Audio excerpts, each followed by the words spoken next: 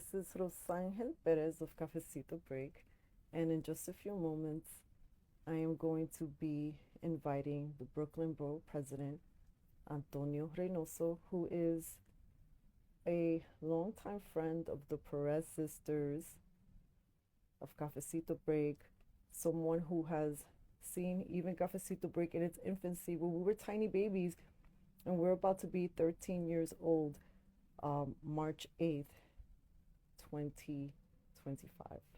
And it is like a early Christmas birthday gift for us to be able to host this chat with him. So stand by. Yeah. ¿Qué es lo que hay? ¿Cómo está? ¿Cómo está aquí? Yeah, you see it. You see it. How you Oh doing? my God, it's been so long. I know. I know. How you been? How you I been?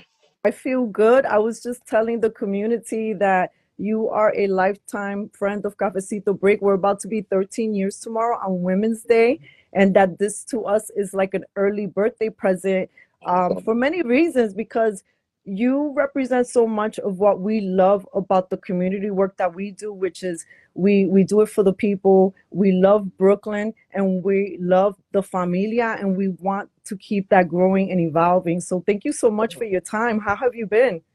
I've been good. I've been good. It's been a while since we talked, but I'm really blessed. I'm really in a good place. My two babies are growing. Well, they're not babies anymore. We got a 7-year-old and a 4-year-old. My wife is doing amazing. She started home business this year, so like shout out to her. And I know that's not easy.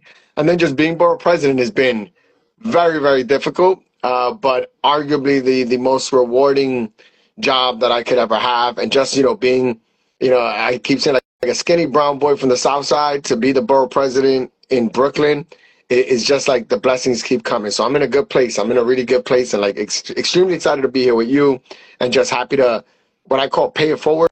I feel like Brooklyn gave me everything and I'm happy that I can give some back. So I've been good. I've been good. Thank you. Thank you. And mucho saludito a tu esposa Yeah. and your children. I can't believe so much time has passed by. Yeah.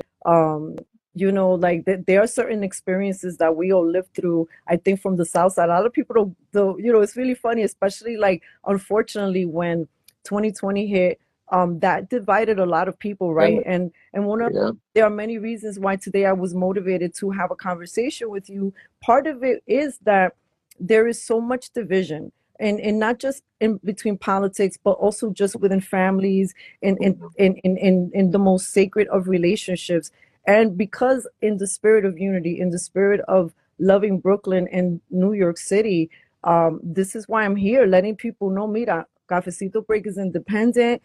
My sister and I switched to Republican, but that doesn't mean that people and people like you and I can't work together, can't build together, can't Yeah. respect one another. And this is one of the reasons why I was excited to talk to you, Antonio, because you've always Yeah.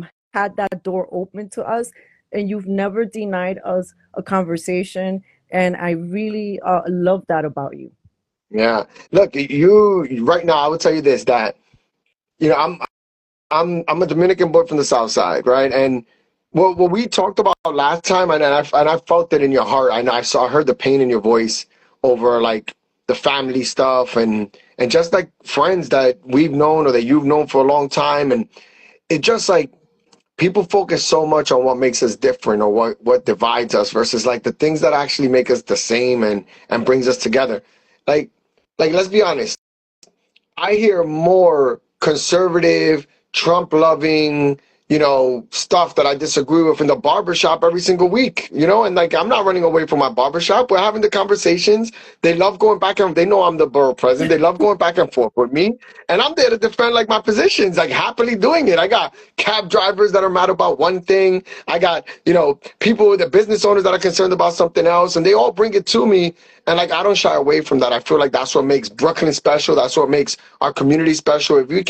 If ideas are what gonna keep us apart in a permanent way, then we'll all be alone, and it just can't be the case. So yeah, I feel like I bring people together. We could disagree and have like good conversation about it, but it doesn't mean like you were my homegirl.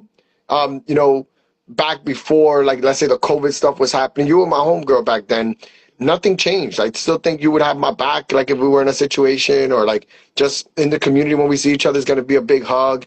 Like I'm not going to let, one decision that you make, or position that you take kind of be what breaks like a valuable friendship that I think is more important than that one issue, that one situation.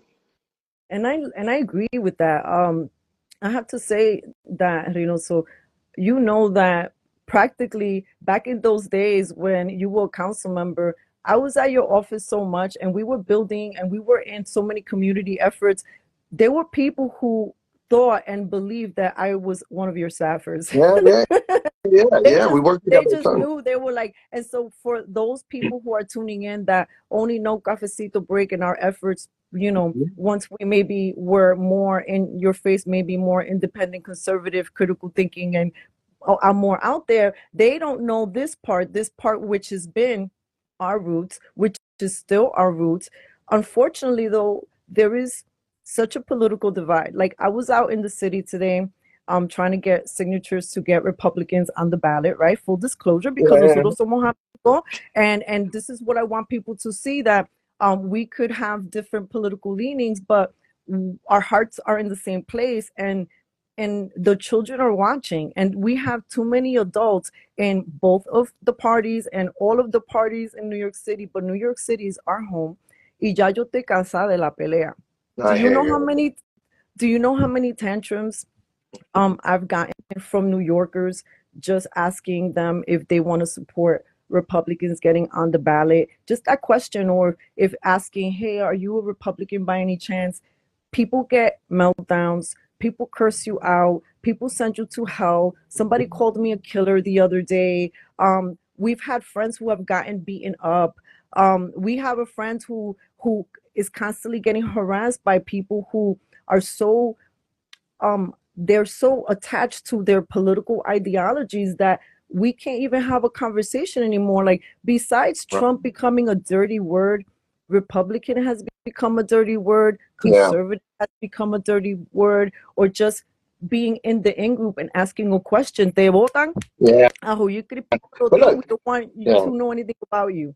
yeah. Look, I'm all about like building bridges and being able to have conversations. But I do want to say though, like times have changed though. We're not talking about like a Republican Party of the past. This is a completely like you can't see somebody that were like 15 years ago was a Republican, and those conversations that we were having are a lot different than the conversations that we're having now. So like I do want to say that, look, so there are people that have conviction in what they believe in, that and it's being attacked in a way that is unusual to them or is unique to them, and they feel a need to have to like push back and fight back. And I think that I can see that anger translating in a way that I don't think it should translate to you. If you're collecting signatures, they should just be like, hey, I'm not going to sign that petition. I don't want to put your person on the ballot. I'm going to keep it moving. That's fine. But I do want to say, like, we can't be absent to the fact that times have changed, and people are feeling a pain in a different way because of our political structure. So I do want to say, like, I get it. I'm not a big fan of people being confrontational like that. I don't. It's No, and politics, but and but I it is different. understand, right? Because over here, like, I'm really my the most important thing for me is what's happening local, right? Um, Exactly. Yeah. oh, yo no estoy con el presidente. I'm not his, ¿cómo se dice? His his representative. I'm really just concerned about wanting to have communal relationships in the neighborhood, and feeling safe enough to talk to people, or they feeling safe enough to talk to me. But there's so many barriers that prevent people from even having a conversation, because today I don't even want to get into like hardcore news, because I feel like you and I are friends. I want people to see that first, and then Yeah. second of all, I want people to to hear from you as Brooklyn Borough president, Hmm. to share some news from Brooklyn that we may not be a part of, to tell you that I have every intention to want to continue to be supportive, and hoping that we can have, like, let's catch up with what's going on with Brooklyn, so we could have more updates, and Yeah. people can find out what is happening in Yeah. your world, so that we can be more engaged as a community, no matter what a political place somebody might be on. I'm like, forget about that. Let's focus on like what you said at the beginning. Let's focus on what unites us. Exactly. 100%. So I'm all about, I'm like the big common denominator is a big thing for me. I have too many people that just want to, even elected officials, I could do 9 things right. And the one thing that you disagree with me on, they want to blow it up. And they're like, oh, we don't mess with Antonio anymore. So I get that. And I'm always talking about like a long track record. Let's talk about what brings us together. I represent a whole borough right now. And there are people in this borough that I just disagree with that are Democrats.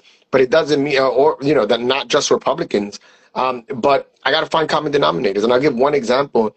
There's a council member called Inna Vernikov in somewhere in a portion of Brooklyn, in southern Brooklyn. And she has issues with like the Chinese community that need a lot of support. She has issues with mental health. And she calls on me on occasion and we have a conversation. And it's just like, I disagree with almost all her politics, but she's got Brooklyn residents in her district and that's who I care about. And if they have needs, I'm going to take care of it. So like, I'm excited to get into a conversation. Look, I'm good with doing the hard stuff too. Nothing we're gonna do today is gonna make it so that we can't be friends anymore. Like that's not gonna change. What I do want people to know is that look, I think we should be able to have. I want to convince people that what we're doing is the right thing. That what I'm doing is the right thing, right? And I want to take time and maybe your circle.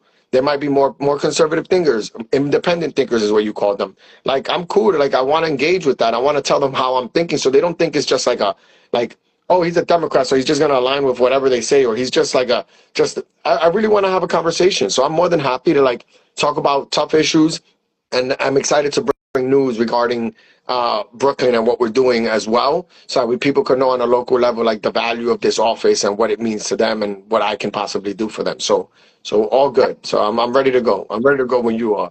I love that because Mhm.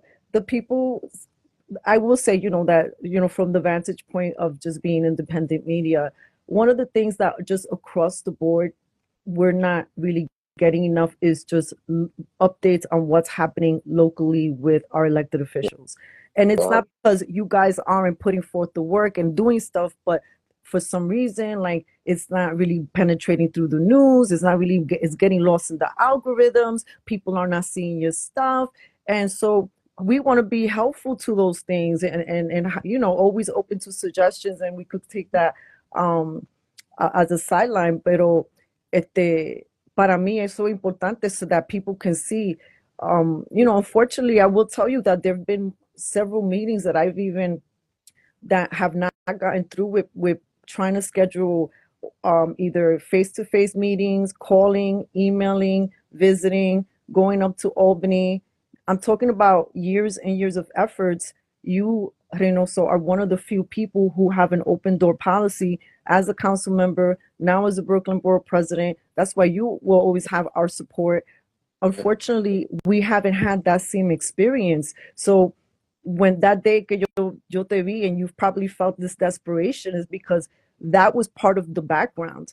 Un cansamiento and exhaustion of uh, trying to extend the olive branch, and people just give you the olive, the runaround, or maybe it's because it's rotating stuff. I don't know what it is, but I think that every side needs to do better because people have gotten into extreme pockets.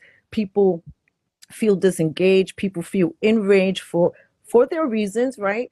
But I'm more interested in building bridges right yeah, now. it's good.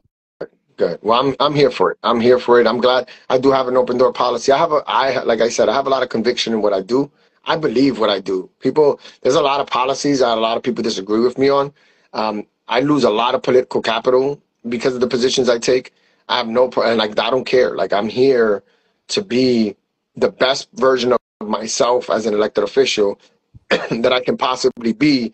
And if that doesn't get me reelected or gets me elected, then I'm okay with that. I'm at peace because I want to be me. And it's paid well for me. It's played very well for me. So yeah, I'm more than happy to have those conversations. And like with you, always, I do. I'm going to do my best to always bring you closer to the Jedi side, and make sure that you hear what I'm saying. But I got too much love for you. I know where you come from. I know who you are. We kind of similar upbringings.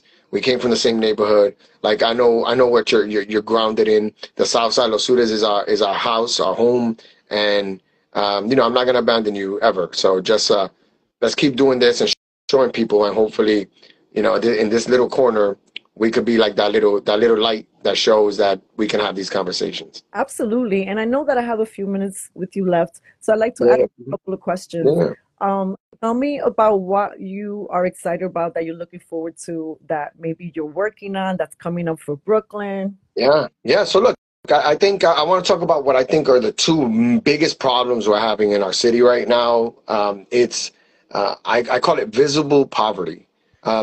Right now, I think yesterday or today, the mayor announced that there was like a 14.5% drop in major crimes year to date. So that means last year at this exact same time, there's 14 and a half less crimes than there were before.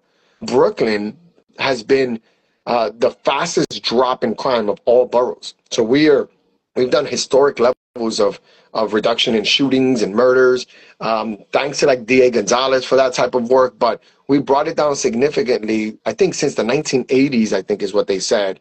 Maybe 80s or 90s. I don't want to get it wrong, but it's a historical low in crime. But nobody's feeling that, right? Like there's no. I think a lot of it does have to do with media, and just like everybody wants to project and act like Brooklyn and New York City is Gotham City. And they watch The Penguin a little too much, or watch these Batman movies a little too hard. It's just not the case. Crime here is at an all-time low, and we're doing good. What people are here seeing is visible poverty, like a homeless person is in the train station, not necessarily committing any crime, but at that moment, that person is the way they present themselves, the way they look. They could be having a mental health episode. People, that is not a crime in any way, shape, or form, but people feel uncomfortable. That's what they feel. And what we have to do is address people's feelings. Like we can't ignore it. We can't say, hey, the data says everything is safe. Screw you guys. We don't care what you think.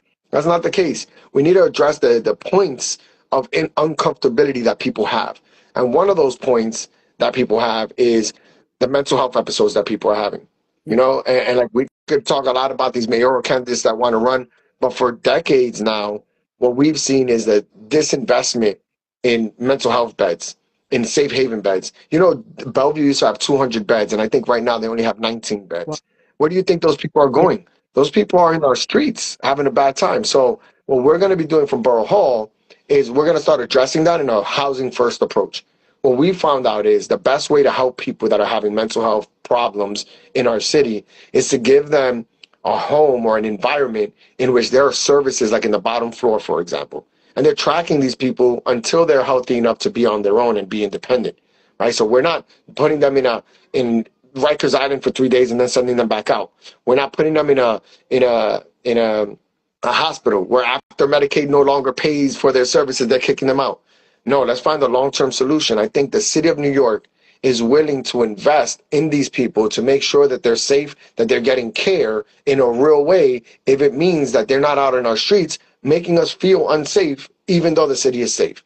So that's the work that we're starting to do now. It's really supporting people in mental health crisis. And then homelessness. The other thing is we got a homelessness crisis that I think has to do with supply. And the issue we have with supply is that Bloomberg and de Blasio built exclusively in black and brown neighborhoods only. That's all the only places they built. And they did down zonings in like low density white neighborhoods. And what that's done is that we have, hundreds of thousands of people that want to move into our city that have no place to go. So where are they going to go? The places that are more affordable, which tends to be black and brown areas. Right? They're not going to Mill Basin that is selling, $4 million houses. They're going to Bushwick, where the Doña Conchita's rent stabilized apartment is available. And we got to change that. We got to build in what I say white affluent areas or areas that haven't developed in a long time. There's places in Bay Ridge since 1968. They built like 80 units of housing. We built just in the last 10 years like 20,000 in Williamsburg. And the problem is not that building, is that we're only building in certain areas. So I want to start changing that significantly and make it so that we are building everywhere, not just in poor black and brown neighborhoods, and in doing so, raise the supply. And the last thing I'll say, because I know I'm going on a long tangent here, is COVID. During COVID was one of the first times in those 2 years, people were actually renegotiating their leases and they saw a decrease. They saw a decrease in their rent because 300,000 people left New York City. So now the supply like shot up. So now these landlords are fighting for tenants, which doesn't happen right now, is the tenants fighting for an apartment. So they don't need to negotiate anything down. So what I want to do is how can we create 300,000 units of housing in 2 years, for example? Let's emulate that model. And if we do that, technically, the prices can go down because we have more supply than we have people looking for apartments. So I'm in a big like pro housing supply side work. And just to give you some background, since 2013 when I first ran, I never taken $1 from real estate. I don't take real estate money. Whatever I do is always focused on like the merits of the project and the merits of the situation. So my philosophy and my thinking again is to emulate models that are successes in other locations like Minneapolis, like what happened during COVID, and see if that can help address this crisis that we're in right now. So homelessness and housing and mental health services for people with mental health crisis right here in our city. Those are two things I'm going to be working on in a real way in the next couple of years. Yo, those are things that are definitely needed. I have to say that I guess people have been having different experiences. I've had to take the train so much, and there's been times that I have avoided certain trains because of the like plain subway cars, someone unhinged, threatening. I've seen too many things, even including a man falling into the train tracks as the train was approaching, and absolutely no one to call to help. Yeah, And but you know, New York, yeah, we do what we got to do. So people mhm, need to. When got up, everybody started scattering and doing what you need to do to save that man. Because if not, he would have been yeah, squashed by the train. But I have to tell you that a lot of people that we speak to, because you know, I got the ear to the ground in a different way, where even if I'm focused on a conversation over here, people want to talk and they'll tell you and they'll give you an earful. And a lot of people are not feeling the MTA. They're not feeling the way the MTAs have been using money. And like, I'll give you an example. I wish we still had the token system, because the other systems, just like the Metro card, just would work, don't work. And when you don't feel safe, should you be exposing your phone? Should be you be exposing your credit card to try to get through the Omni system? It's just, it doesn't seem yeah. like these some of these systems don't make sense, or some of Yeah. the investments in the MTA don't make sense. And for regular taxpaying New Yorkers, they're like, pero I'm feeling like my money's being wasted. And then when the congestion pricing came up, people were feeling like esto es demasiado. Like, New York is very expensive to live here. Yeah. Yeah. Yeah, look, I do want to say, I think social media has a lot to do with it. Because I'll tell you this. Look, you know that in Williamsburg in the 1980s and 90s, when we were here, when we were kids, there were about 200 murders in Williamsburg alone, just in Williamsburg, in the South Side. 200 murders in Community Board 1. Yeah, we 200. Right now, no, citywide, we have maybe, what no, happened? we grew up in a really rough town. I, I got cousins that were shot dead. I have family members that were killed. It was a tough time. And right now in the city of New York, I think we have like 240 murders a year.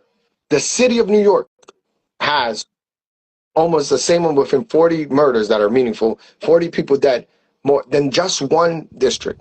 The thing is, if somebody got shot in the Bronx, the only way we would ever hear about that is maybe if it was in El Diario, maybe it was in the daily news. But the daily, there were thousands of murders that were happening in this city. So we only got what we got through the newspaper.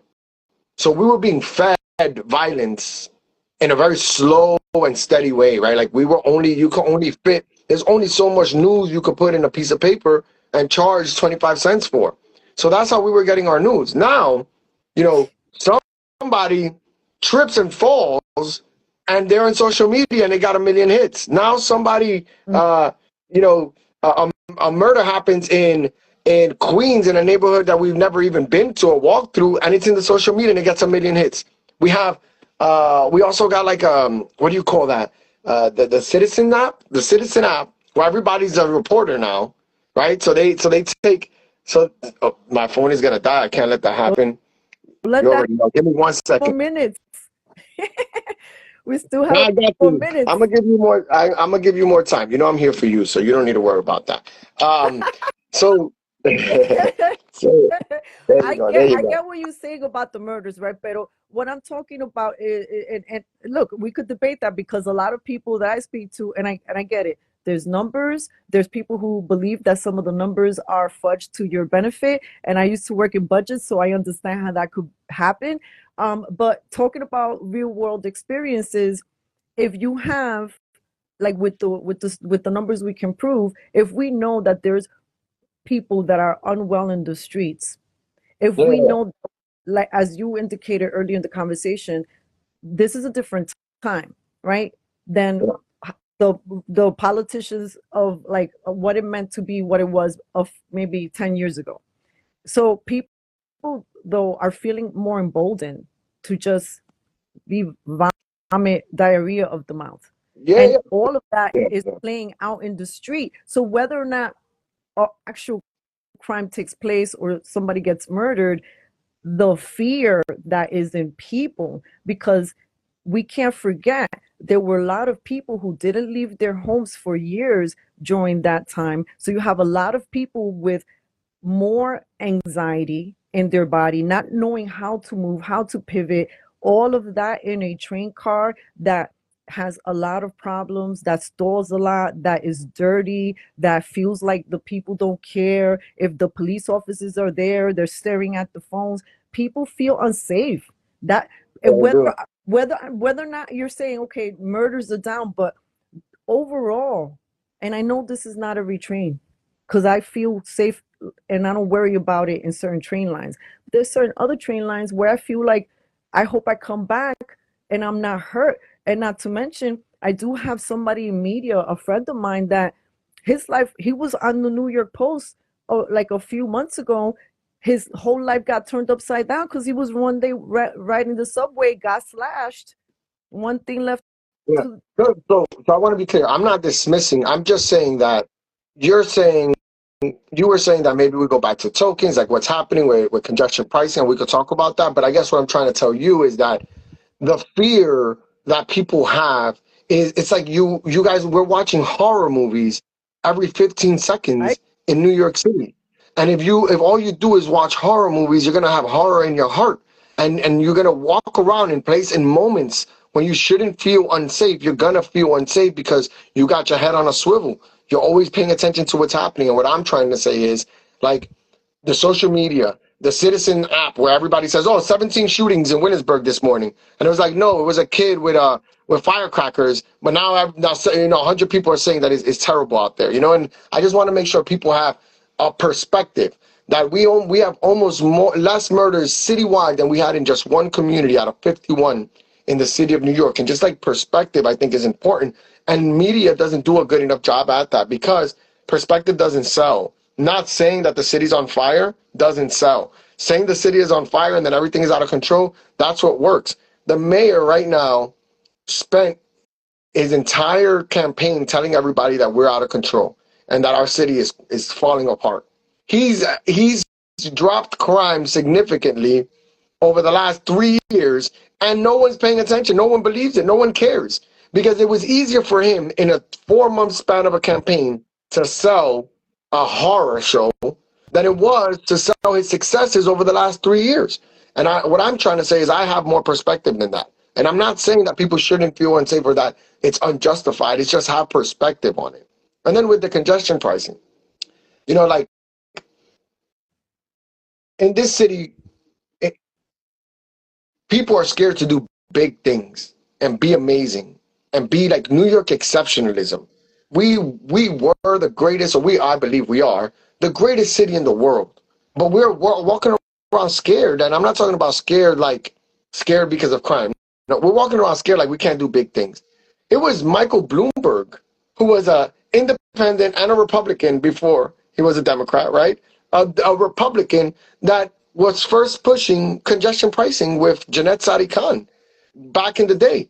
A Republican was doing it I when it would didn't have been less know expensive. that. Why is I didn't that know nobody that. knows But anything because but but but because this is my point to you is, and as you said, um there are people in all parties that are not who they were. Like the Democrats that I grew up with are not the Democrats of today, at least not the more modern, more lefty socialists, right? Yeah, yeah, And then you yeah. have moderate, like, and then you have people who have flip-flop positions in it's just really weird. So I get that. Now, what I'm saying is that in today, when we're New Yorkers paying high taxes and everything, inflation is up, to get hit with a congestion pricing. I understand there's congestion in the city. I'm not gonna lie. I mean, when they tell me I need you to drive to New Jersey, it's almost like you're wishing me to be your enemy for that quick little moment. Because I who wants to go through that traffic and be stuck for hours?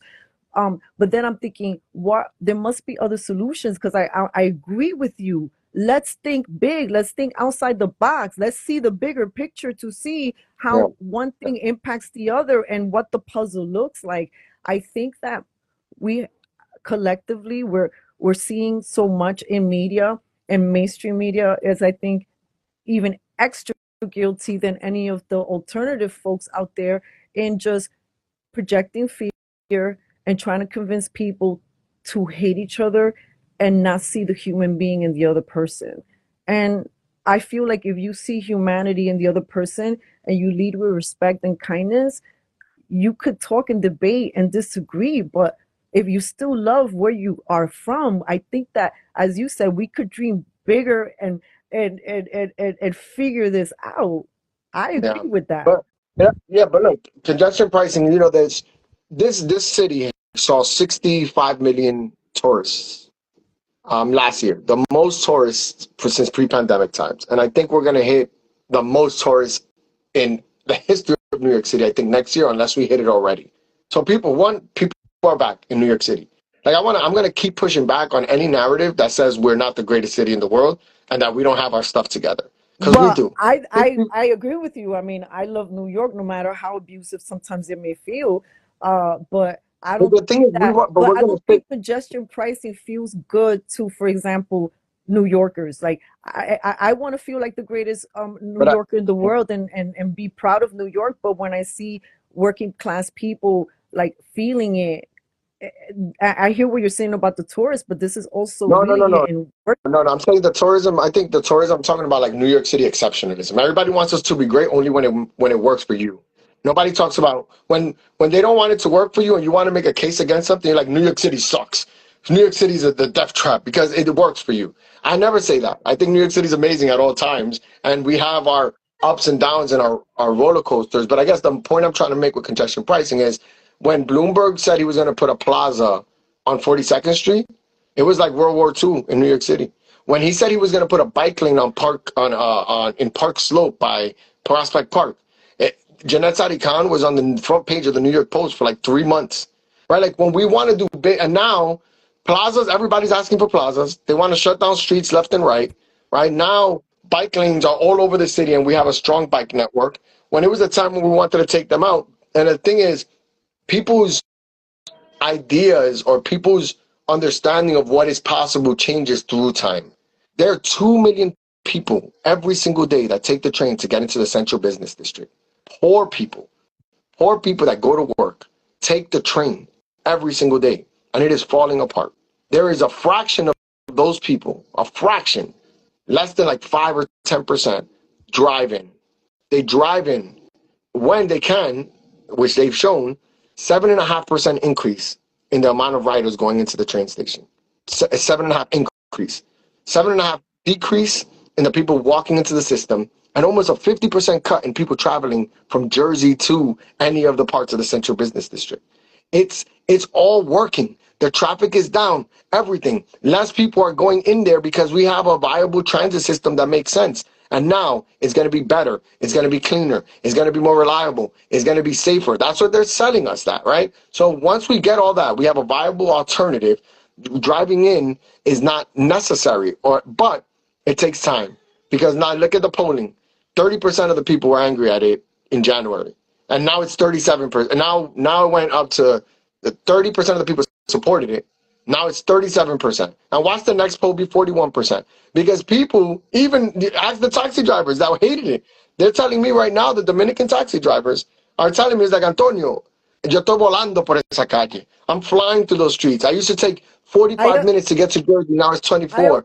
People, so and I you know, understand, and yo I te don't, entiendo, but also the little food vendors have been hurt. Other businesses that no, would always benefit but from where? traffic have been hurt. So something good, but look, this is what I hear, right? Vamos a ponerlo bochinche. Some people are saying that congestion pricing is for the elite. Whether Bloomberg threw it or it was pushed through the Democrats, sometimes there's people with the same interests in both sides, right? And then they don't really care about the regard of the people. I care about working class people ultimately, and I hear you. People are taking the New York City subway more, and the city has been gaining money. But I'm sorry, I don't trust the MTA with the money because they've raised money before, and what the heck have they done with it? They're buying stupid robots and RTD2s that didn't go anywhere and investing in security measures that they cancel a month later. Like, Yeah, taxpayer money. So why should we? And then all the people that I agree that with. evade fares, there's a lot of people evading fares. So you got New Yorkers feeling salty. I Yeah. get that there's got to be something, a solution about congestion. I get that, but I disagree wholeheartedly that should fall on New Yorkers. There's got to be something that But will yeah, get but we worked out. can't. I agree, but we can't have it both ways either, though. We can't say that this is supposed to only be. We care about working people, but this is only for the benefit of the elite. Like when, so what we're saying is that only the elite are going to be able to drive in and pay. So the elite are literally subsidizing, a better transit system for the masses, for the people in our streets. Doña Conchita's not driving in, or Doña Maria's going to the doctor in the train, and now it's a better ride. It's better for her. Everything is comfortable. Then this rich guy supposedly that's paying $9 a day for a whole month. Then he's subsidizing for poor people to take care of us. Like that, I guess what I'm saying is Antonio, I I think that I'm disagree with gonna that have to premise. hit the streets and just talk to regular New Yorkers. Because you know what? Vamos a ponerle un challenge a the No, people no, who no. Vamos. I agree, but I vamos, agree, vamos. pero no. Let's 6 hear from months. the people. Six What months. you No, say, 6 months Mense? because they're hot right now. No, no, no, no, no. You don't talk Okay, to people when they're hot. espérate, You wait. espérate. Okay, so what are you saying? When do we check back with the All people right. to find out if Let's this do is this. working I or think not? a fair time would be. Let me see, because Mi especially gente. out here. I think it takes 1 year to convince for people to get there, but I know you're gonna be like that's too long. So I feel like if we want, maybe like in September, when people come back from vacation and they come back to New York in September and the kids are going to school, we'll see what it looks like in September. But by then, we're raising the money, all this is happening, and we'll see if it makes improvements. But it's I temporary. just You feel never like let people talk I to you don't when they're want. home. I understand what you're saying. I'm not disagreeing with the needs for raising money, the city or the MTA. I'm disagreeing with the people who've been managing the monies. I Money, agree with money, money, money that. We disappear. are. So So can I this is say this? I what want to agree with makes you on us that. salty. Yeah, that I agree with you on. I think that there's no trust in government. These people have done a poor job. And man, look, I'm a progressive, and I know a lot of people are going to be like, I don't like establishment democratic politics. I think that conservatives want to take us back, and I don't think they have perspective. And I think moderates want to keep everything the same. And I think progressives want to like think about new ideas to solve for the problems that we have. Like that's how I think. And the establishment Dems have been walking around looking at everything stay the same while people are slowly getting into like this hole. They can't afford anything. Things are unaffordable and they don't got ideas. They're not thinking outside the box. They're just selling us the same stuff over and over. And nobody wants to buy it. I don't want to buy it. So the MTA, people feel that its reputation is that it has gross mismanagement. So what they should be on a campaign to make us feel like, hey, this money is going to go somewhere, and like they got to put up, and I think they do, by the way, they have a list of all the projects this is going to pay for, and then they're checking off the projects as they get built. Every single elevator that you see that's on that project is there. Every single upgrade to a train station is there. So you're going to see it happen. If we win the court case, if we lose the court case, you're going to see this city dive and this transportation system dive into an abyss. And then we're going to be like, oh, they're not doing anything. It's like we had a plan. So I'm hoping we keep it. But I want us to take some time. I don't like to do it when people are hot because I go to the barbershop right now. They're going to go Ah, crazy. pues, But give me like six okay, months. I get it. Gente, 6 months. Vamos a have a check Okay. on this one. Okay.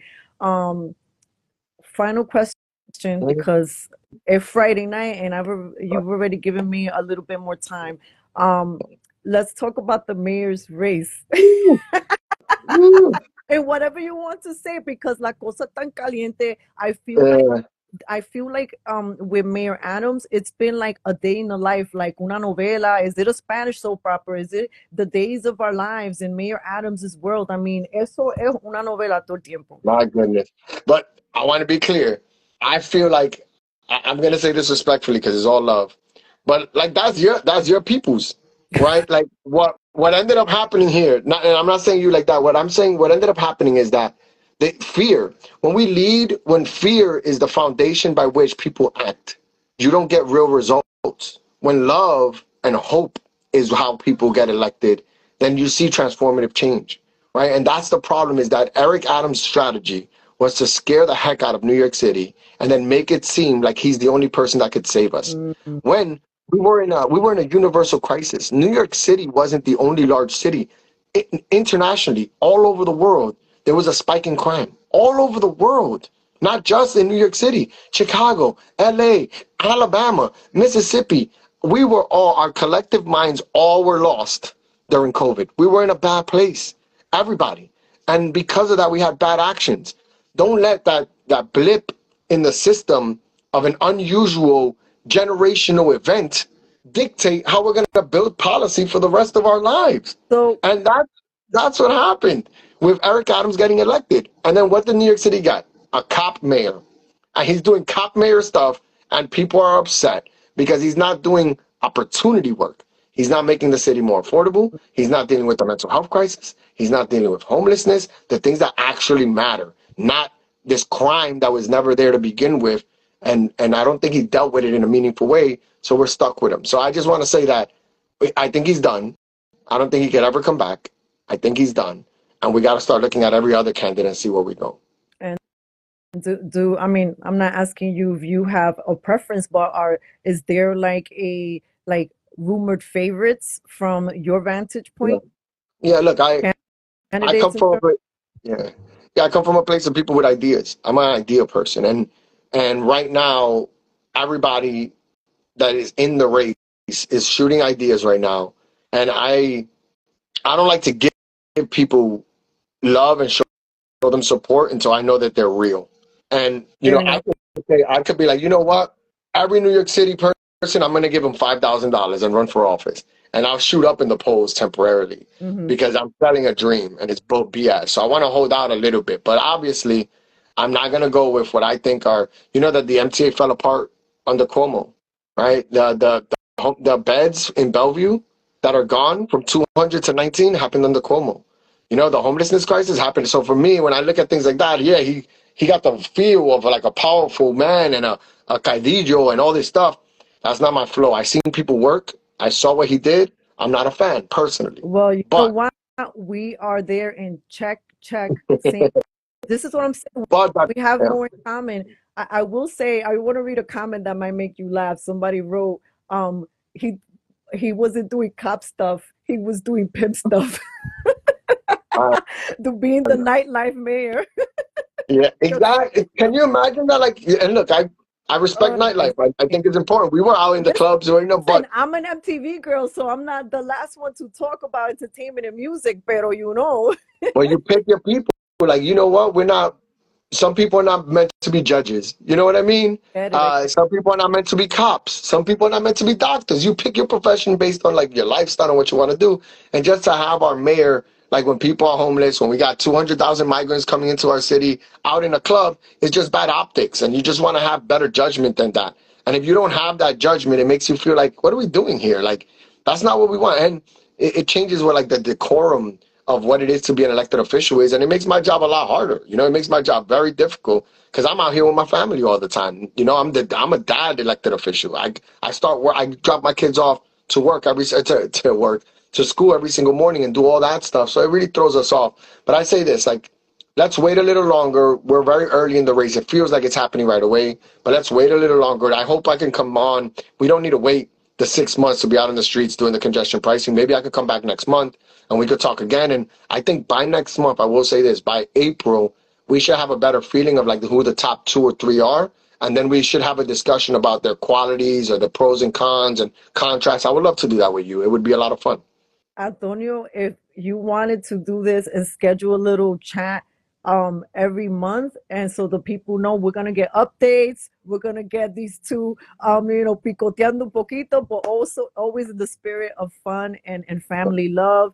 Thank you so Yeah. much for your time. Please, I know you have I was gonna RSVP. You've got your message, Brooklyn State of message the coming borough. up. The state of the borough. State of the Yes, bar. yes. Sorry, estaba pensando cómo era que you No, were calling it no, no, officially. So please plug that, and please, I know you also updated your website so that you can be more of like, so it could be more friendly for people to use. And like I said, this is why I'm proud of you, because you are always looking, like when you say I'm thinking out of the box, I'm looking for how do we dream big. I Mhm. see your effort. I see how you're always improving. I see how you're always trying to look Yeah. for systems to get people to connect with you. So aquí estamos presente. All right. Well, love you. And if I want to say this to everybody that's not from Brooklyn that's following us, we still got love for you, but Brooklyn is the number one borough. Love you all. I saw Shindo there. I went to high school with him, and it's just like nice to see him. Look at Lenny just joined, and he's happy. But look, I'm not happy. He's Brooklyn. there. Team Brooklyn. And Lenny and I were just together. His wife and I helped save Nuestros Niños. We did a big fight on that, and we saved it. And his wife, his child, actually goes there, and we were able to extend it for a year. So we got more work to do, but just having a good time. Look at Shindo saying Manhattan is number one. We got to block him. I won't come back in unless Shindo's blocked next time. It's, it's a joke. I love you guys. Love you. Thank you so much for having me. I hope people enjoyed this. Thank you. Thank This you so was much. fun. God bless Have a you. good weekend. Talk soon. Igual, igual. Se me cuida y Dios te bendiga. Y a ti también. Muchas bendiciones y mucho Bye. éxito. Bye, everyone. All right, everybody. That was Rosángel and Antonio Reynoso. Thank you for tuning in.